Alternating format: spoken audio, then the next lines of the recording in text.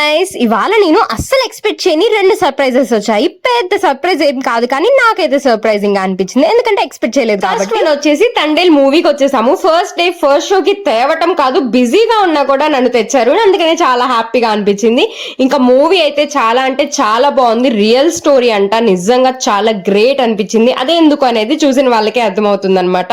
So movie ఎంతమంది చూసారు, చూసిన వాళ్ళు ఎవరైనా ఉంటే మీకేమనిపించిందో కింద కామెంట్ చేయండి. మూవీ 11:15 కి అయితే మేము 11:28 కి వచ్చామన్నమాట. కొంచెం మూవీ మిస్ అయ్యాము, బట్ కానీ నేమ్ అయితే క్యాప్చర్ చేయడానికి అవ్వింది, ఎందుకంటే ఇంటర్వెల్ కి దగ్గరలో ఉన్నప్పుడు వచ్చింది నేమ్ తండేల్ అని.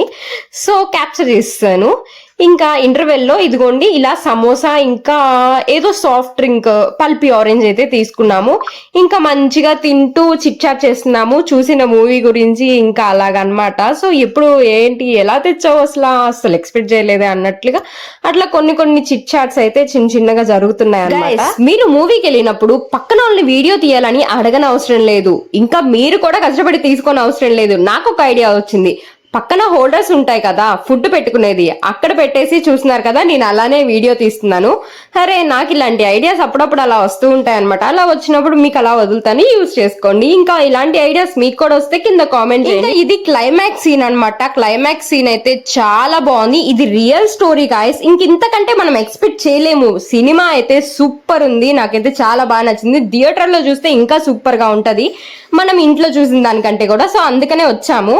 ఇంకా చూస్తున్నారు కదా, మేమైతే అమ్మ వాళ్ళ ఇంటికి వెళ్తున్నాము. ఫుడ్ తినేసేసి ఇంకా అక్కడి నుంచి అయితే బయలుదేరుతాము. సెకండ్ సర్ప్రైజ్ వచ్చేసి నేను అప్పటికప్పుడు మూవీకి వచ్చిన తర్వాతే చెప్పాము మేము ఇంటికి రాబోతున్నాము, ఇలా మూవీకి వచ్చాము అని.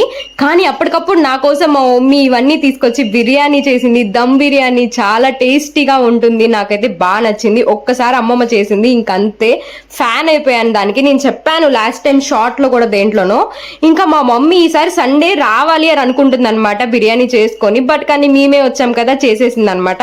అయినా కానీ ఈసారి నెక్స్ట్ సండే మా మమ్మీ వస్తే మా మమ్మీకి నేను చేసి పెడతాను, అప్పుడు కూడా ఒక షార్ట్ చేసేస్తాను.